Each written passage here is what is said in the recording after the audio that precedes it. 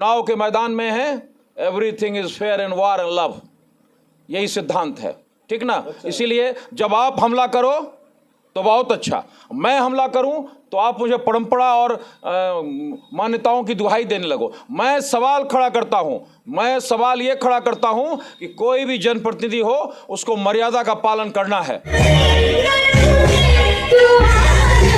बेगूसराय लोकसभा चुनाव काफ़ी दिलचस्प होते जा रहा है। लगातार राजनीतिक सरगर्मी तेज होती जा रही है। पक्ष और विपक्ष की ओर से आरोप प्रत्यारोप का दौर जारी है। ऐसे में हमारे साथ हैं बेगूसराय के सांसद प्रतिनिधि अमरेंद्र कुमार अमर। इन दिनों फिर से काफ़ी सुर्खियां बटोर रहे हैं। एक वीडियो इन्होंने अपने फेसबुक वॉल से पोस्ट किया था। बेगूसराय के जो कैंडिडेट हैं, महागठबंधन के कैंडिडेट अवधेश कुमार राय, उनको लेकर इसके बाद काफ़ी चर्चा हो रही है। बहुत से लोग इनको लानत मलानत भी भेज रहे हैं। हम इनसे जानना चाहते हैं कि आखिर ऐसी क्या नौबत आ गई कि अब वीडियो पोस्ट करने की नौबत आ गई है सर।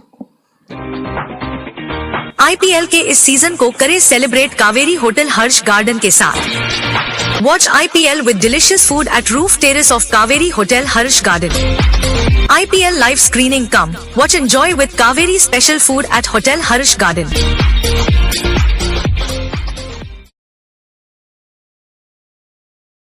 देखिए, मैं राजनीति में मर्यादा का पक्षधर रहा हूँ। विचारों की भिन्नता के बावजूद भी बेगूसराय की जो राजनीति रही है और जो परंपरा और जो विरासत रही है उसको मैं मानने वाला लोग हूँ। उस वीडियो में सबसे आपत्तिजनक यही लगा। ये सही बात है कि सब लोग जाते हैं शादी समारोह में, गाना बजाना भी होता है, लेकिन जिस तरह से वो नृत्यांगना आई और अपने दो नेताओं के माथे पर हाथ फेर रही है, तो नेता को प्रतिकार करना चाहिए। आपका गाना ठीक है, आप अपना कला का प्रदर्शन कर रहे हैं, करिए। और जिनको प्रदर्शन करवाना था और कर रहे थे, पता नहीं वो उन्होंने आचार संहिता के अंदर शादी विवाह ठीक है, लेकिन आप वो बारबाला का डांस करवा रहे थे।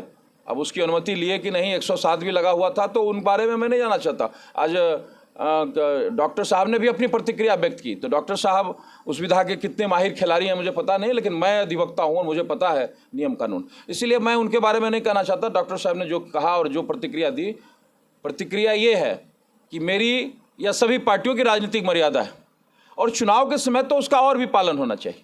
और मैंने अपने पोस्ट के माध्यम से उन बातों की तरफ भी इशारा किया।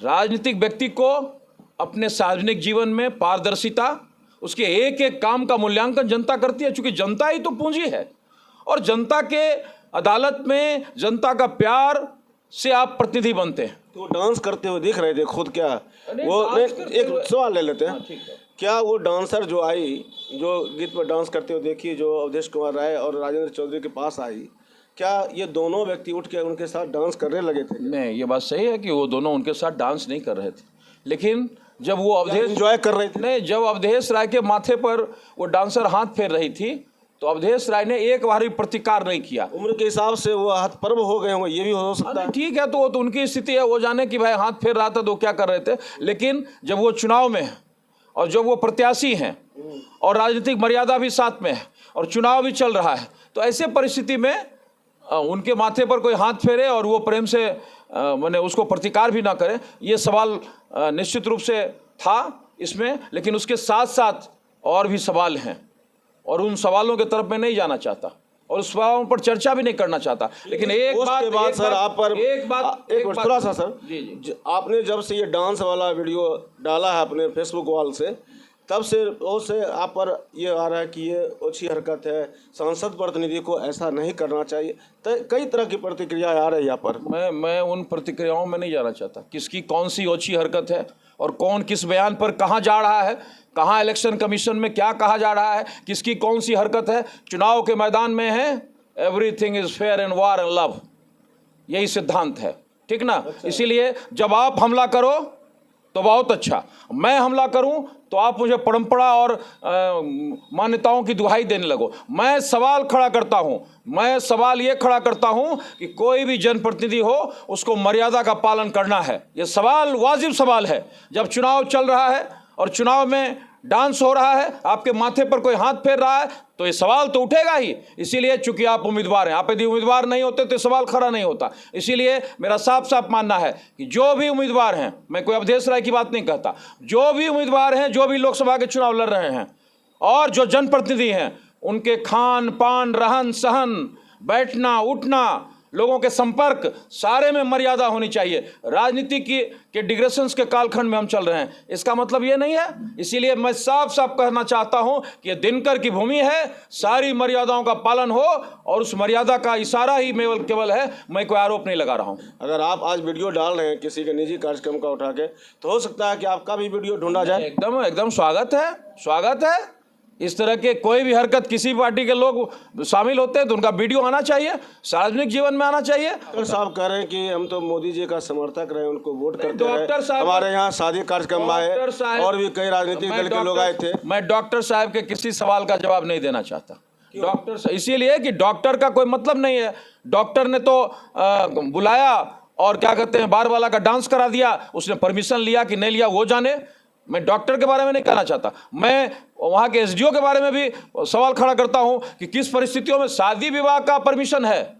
लेकिन क्या आप जानते हैं कि चुनाव के बीच में आप जब कोई बार वाला का डांस करते हैं तो उसके लिए स्पेशल परमिशन लिया जाता है? क्या उन्होंने परमिशन लिया था? इसीलिए मैं डॉक्टर के उस किसी प्रेस कॉन्फ्रेंस का जवाब नहीं देना चाहता। मेरा सवाल, मैं राजनीतिक क्षेत्र में हूँ, चुनाव में आमने सामने हूँ, हमारे एक एक एक्टिविटी पर उनकी नज़र है। वैवाहिक कार्यक्रम में आमतौर पर शादी ब्याह में डांस वगैरह होते हैं, नृत्य करते हैं, ऑर्केस्ट्रा भी होता है। आमतौर पर डांस होता है, चुनाव के बीच में डांस नहीं होता है।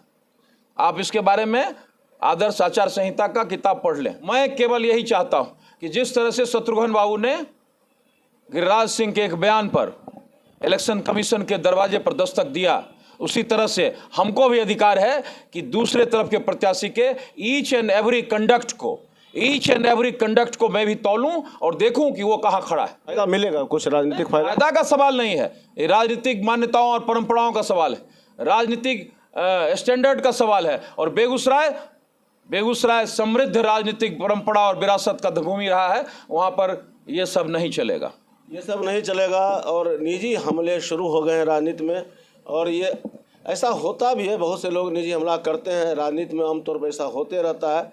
और बेगूसराय में भी ये शुरू हो गया है, देखते हैं ये कहाँ जाकर ख़त्म होता है।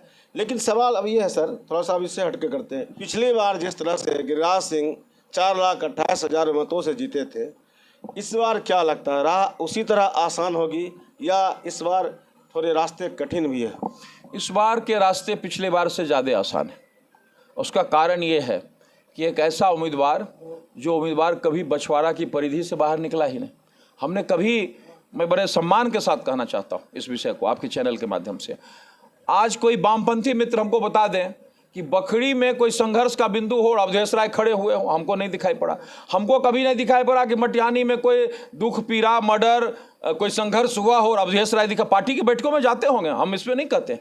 कभी हमने साहेबपुर कमाल में उनको नहीं देखा, हमने तो बछवाड़ा में देखा और कार्यानंद भवन में देखा, पार्टी के मीटिंगों में देखा। तो जिस आदमी को आपको पूरे बेगूसराय में सांसद का उम्मीदवार बनाना है, सांसद बनाना है, उसको कम से कम बेगूसराय में दिखना चाहिए था। इसीलिए हमें लगता है कि कम्युनिस्ट पार्टी ने एक ऐसे चेहरे पर दाव लगाया है जो थका हुआ चेहरा है, जो बछवाड़ा केंद्रित चेहरा है, जो हारा हुआ चेहरा है। इसीलिए हमें लगता है कि जनता समझ रही है कि ये चेहरा पहले से ही डिस्कार्डेड है, इसलिए इस पर कोई दाव नहीं खेला जा सकता। में सब कुछ ठीक ठाक है, भाजपा में सब चीज ठीक ठाक है, वो तो आपको दिख रहा है। जदयू भाजपा में एकता मजबूत है। जदयू और भाजपा की एकता तो आपको दिख रही है कि अभी बगल में मुंगेर की सभा में मैंने देखा अभी कि वहां पर एक साथ नीतीश कुमार, नरेंद्र मोदी, सम्राट चौधरी, ललन जी, सारे लोग दहाड़ रहे थे।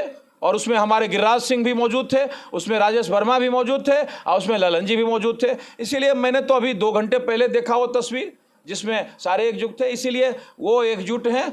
हमें लगता है कि इंडी गठबंधन में ही बड़ा प्रॉब्लम है। तो हमारे साथ थे अमरेंद्र कुमार अमर, बेगूसराय के सांसद सह केंद्रीय मंत्री गिरिराज सिंह के प्रतिनिधि हैं, और इनका मानना है कि एनडीए एकजुट है और पिछली बार से राह ज़्यादा आसान होगी, ये इनका अपना दावा है। अब दावे में कितनी सच्चाई है ये तो 4 जून को ही पता चलेगा।